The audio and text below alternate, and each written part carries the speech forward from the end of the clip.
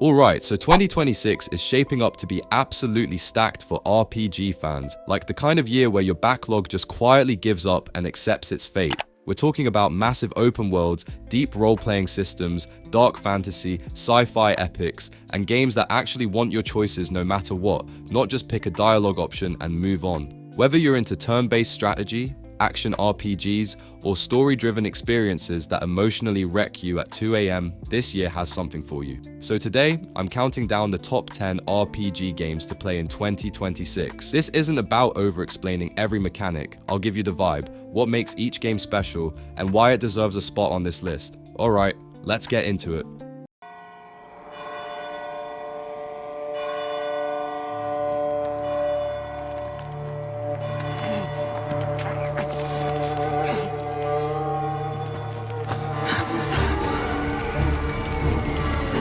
Must be here somewhere. This way!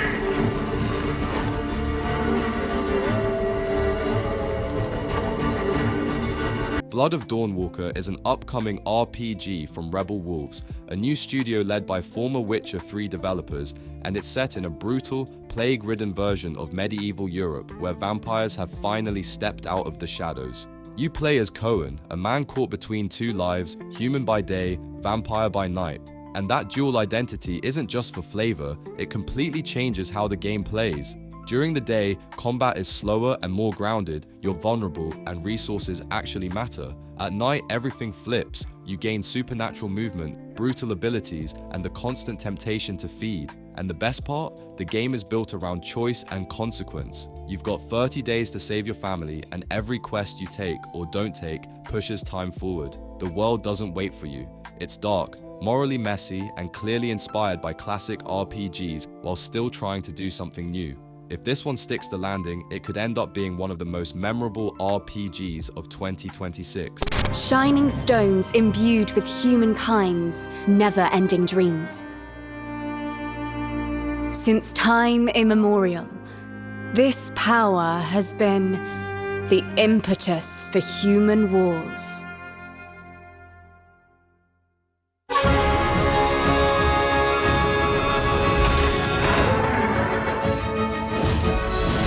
Such an ominous atmosphere, and one thick with the presence of Eratama.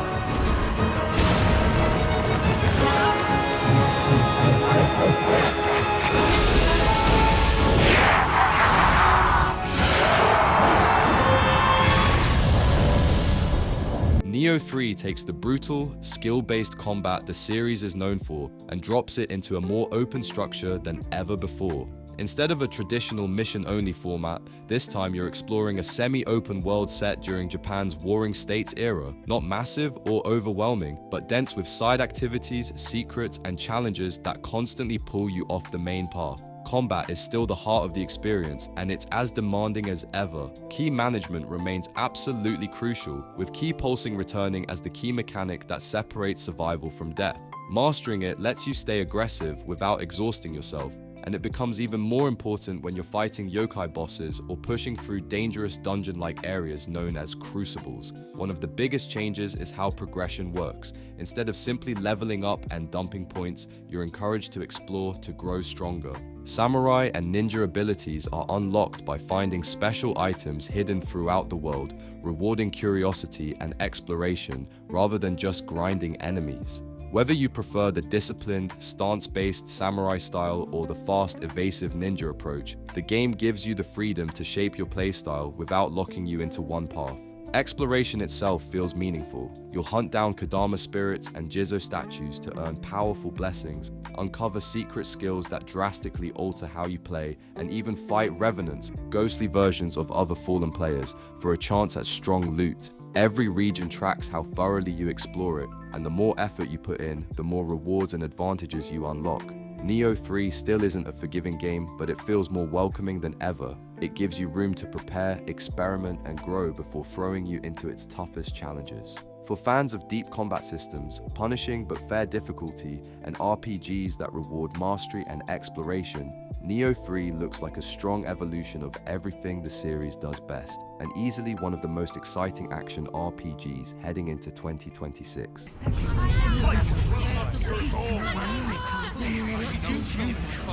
I saved you. And I'm here to save you again. The parasites are merely a symptom of a greater sickness in Faerun.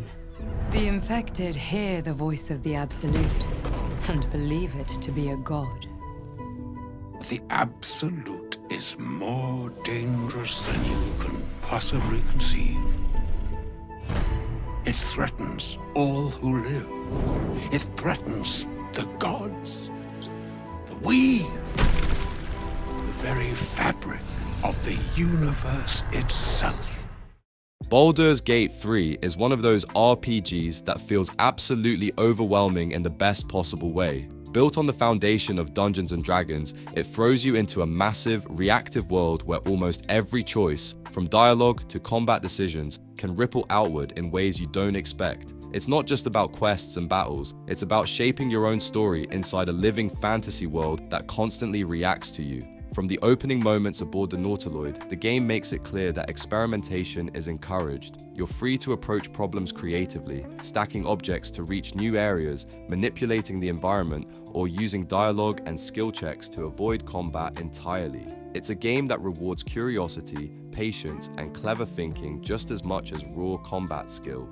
Combat itself is fully turn-based and deeply tactical, pulling directly from D&D's 5th edition rule set. Positioning, terrain, spell timing, and party composition all matter, and every fight feels like a puzzle you can solve in multiple ways. Whether you're pushing enemies off cliffs, sealing doors to control the battlefield, or managing short and long rests, there's always a sense that your decisions matter. What really sets Baldur's Gate 3 apart though is its characters. Your companions aren't just party members, they're fully realized personalities with their own goals, secrets, and moral boundaries. Conversations can shift relationships, unlock entirely new story paths, or close doors forever. Even when you rest at camp, the story continues to evolve, making the world feel alive even when the swords are sheathed. By 2026, Baldur's Gate 3 stands as a modern RPG classic, a reminder of how deep, reactive, and personal role-playing games can be. Whether you're in it for the story, the strategy, or the sheer freedom to play your way, this is an experience that sets the bar for the entire genre.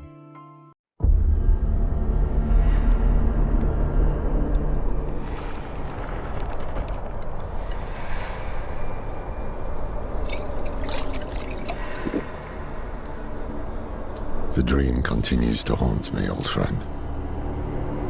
It always starts with a journey to a distant land. There I find a city in flames, streets choked with corpses, unthinkable destruction. I witness senseless slaughter, brother against brother, pure hatred. And then, executions, agony, suffering surrounded me until my turn comes. They burn my eyes, break my bones. I awaken in terror. There's no one left to stand against them. Diablo 4 brings the series back to its dark, brutal roots, blending classic hack-and-slash combat with modern open-world design. Sanctuary is no longer just a backdrop, it's a shared, living world filled with events, dungeons, side stories, and constant danger. Whether you're playing solo or running into other players in the wild, the game always feels active and hostile. At its core, Diablo 4 is still about the loot chase. Every class, barbarian, sorcerer, rogue, druid, and necromancer, plays very differently, and Blizzard clearly encourages experimentation early on. Skills are flexible, respexing is forgiving, and builds don't fully lock in until much later, making the early game all about finding what feels right rather than committing too fast. The open world structure adds a new layer to progression. Instead of rushing from dungeon to dungeon, you're rewarded for exploring, completing regional objectives, and tackling side content that feeds into long-term power through renown bonuses. World tiers let you control difficulty and pacing, ensuring the challenge scales alongside your gear, not just your level. One of Diablo 4's strongest systems is aspects, which allow you to reshape how your abilities work. Rather than relying purely on drops, you can extract and imprint powers to fine-tune your build, creating meaningful power spikes even before the endgame. It makes progression feel deliberate, not just luck-based. Dark, methodical, and endlessly grindable, Diablo 4 modernizes the franchise without losing what made it iconic. It's a game built for long sessions, seasonal returns, and constant refinement. A true evolution of the ARPG formula that still knows exactly what it is. From the moment I first witnessed the interlopers, they disgusted me. Eons we slumbered, waiting to reclaim our galaxy, only for it to become infested with vermin that proliferated in our absence. Now, we awaken to retake what is ours.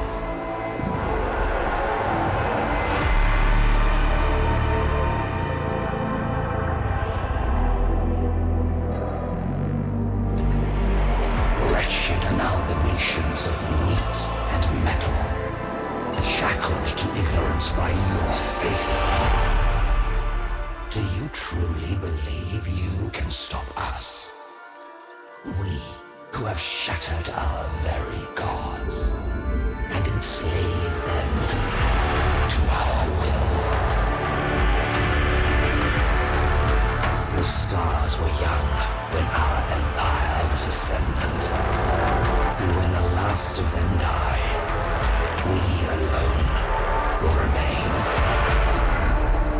For we are. Warhammer 40,000, Mechanicus 2 is shaping up to be a strong follow-up for anyone who enjoyed tactical, thinking-first RPGs. Instead of copying the usual XCOM-style formula, this game once again puts the spotlight on powerful leader units, with squads built around supporting them rather than everyone being equal. It gives combat a very different rhythm, where positioning, timing, and ability usage matter more than raw numbers. One of the biggest upgrades this time around is the addition of 2 fully playable factions. You're not just stuck with the Adeptus Mechanicus anymore, you can also command the Necrons, each with their own campaign, units, and progression systems. While they share a similar structure, the way they build power feels distinct, especially with the Necron's Dominion system slowly ramping up strength as battles go on. Combat itself feels more dynamic thanks to destructible cover and more flexible activation orders. You're not locked into rigid turns, and managing cognition or dominion points adds another layer of decision making without overcomplicating things.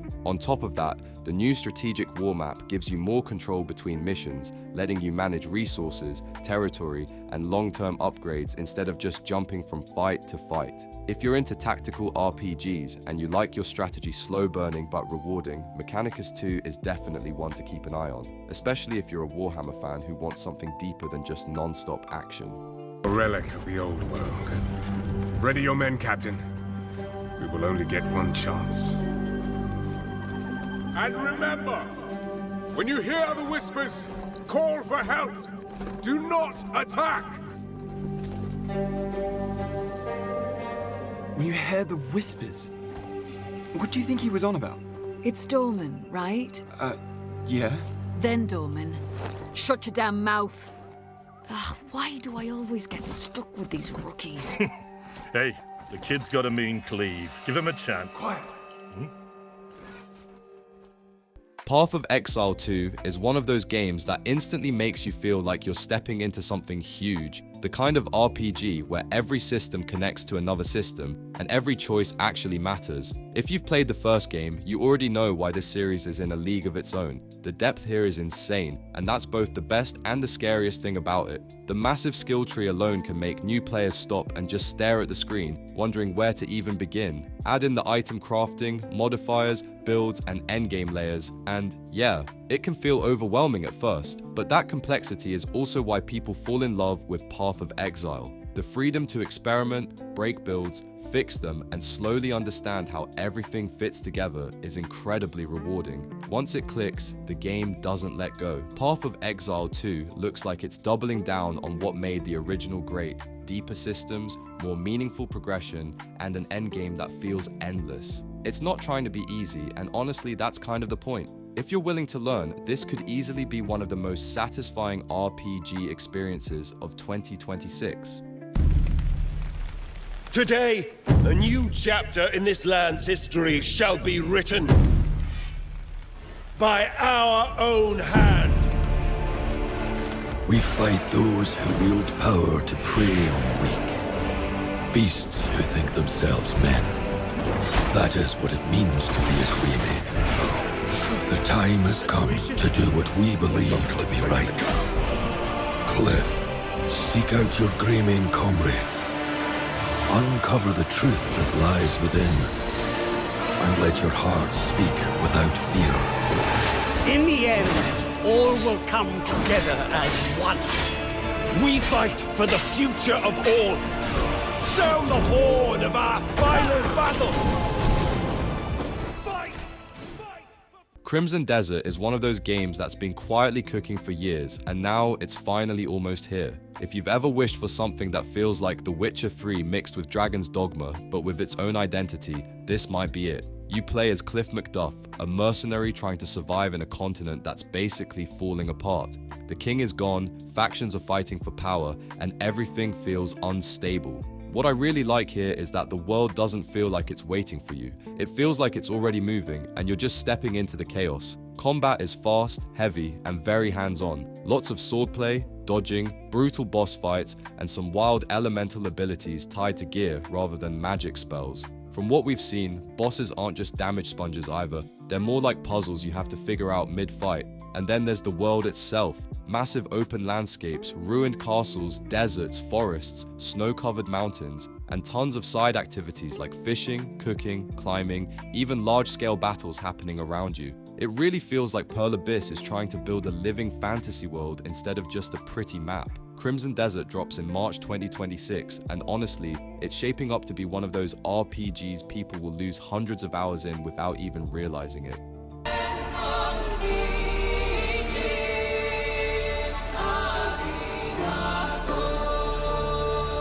Tell a tale of mortals, Bound by fate's golden strands.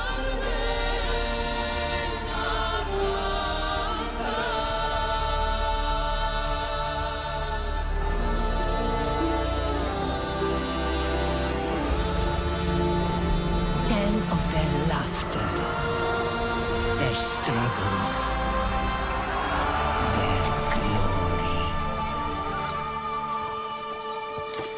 Tell of warlike Sparta.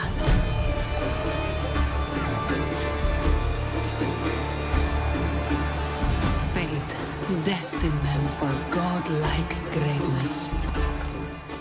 Titan Quest 2 is one of those RPGs that instantly feels familiar in the best way possible, especially if you've spent time with games like Diablo, Grim Dawn, or Last Epoch. At its core, this is a classic loot-driven action RPG, but with a strong mythological twist that really gives it its own identity. Instead of random, procedural maps, Titan Quest 2 focuses on handcrafted, chapter-based areas inspired by Greek mythology, and exploration actually feels rewarding rather than padded. Story-wise, you're going up against Nemesis, the goddess of retribution, who's corrupting the threads of fate themselves. Basically, reality is unraveling, monsters are running wild, and you're caught in the middle of a mythological disaster. The narrative unfolds naturally through main quests, side missions, and events you can stumble into just by exploring, which makes the world feel alive instead of overly guided. Combat leans into smart positioning and enemy behavior rather than mindless button mashing. Enemies work together,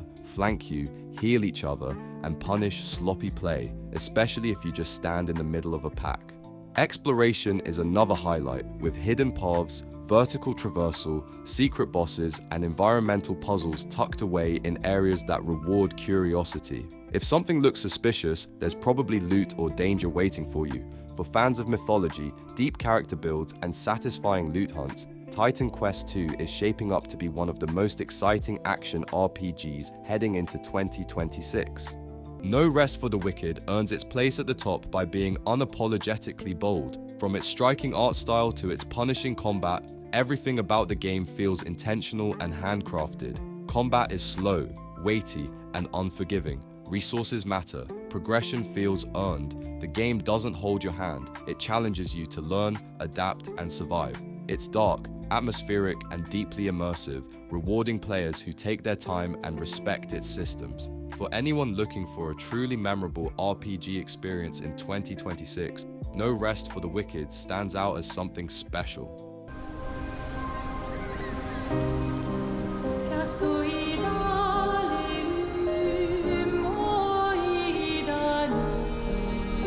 Soon she'll wake and paint again. Paint a new number, ticking down every year. One stroke, and everyone of that age vanishes into nothingness. Every year she paints again, and every year an expedition departs for the continent with one hopeless mission. Clair Obscur. Expedition 33 feels like one of those rare RPGs that stays with you long after the screen fades to black. The core idea alone is haunting. Every year, a mysterious being known as the Paintress awakens and erases everyone of a certain age from existence. You play as part of Expedition 33, a group fully aware that time is against them, yet determined to challenge a cycle that has already claimed countless lives. That sense of inevitability gives the entire journey a quiet, heavy tension that seeps into every conversation and decision. Visually, the game is striking in a way that's hard to compare to anything else. Its painterly art style looks like a living canvas, blending surreal beauty with decaying, dreamlike environments. The world feels fragile, almost temporary, which fits perfectly with the story it's trying to tell. Combat mixes turn-based foundations with real-time inputs, making every fight feel deliberate and personal rather than routine. What really stands out though is the emotional focus. This isn't about becoming an unstoppable hero, it's about flawed people pushing forward despite fear, loss, and the possibility of failure. Clair Obscur. Expedition 33 isn't just an RPG you play, it's one you feel. And honestly, that's what makes 2026 such an exciting year for RPG fans. Whether you're into deep systems, massive worlds, story-driven experiences, or brutal combat that actually tests your skills, there's something on this list that's going to pull you in and refuse to let go. Some of these games are all about freedom and choice, others focus on tight combat or unforgettable worlds, but they all share one thing: they're built to be experienced, not rushed. These are the kinds of RPGs you sink dozens, sometimes hundreds of hours into, and still feel like there's more waiting for you. Let me know in the comments which one you're most excited for, or if there's an RPG you think absolutely deserves a spot on this list. I'm really curious to see what you're looking forward to in 2026. If you enjoyed the video, a like really helps out the channel, and if you want more RPG content like this, consider subscribing. Thanks for watching, and I'll see you in the next one.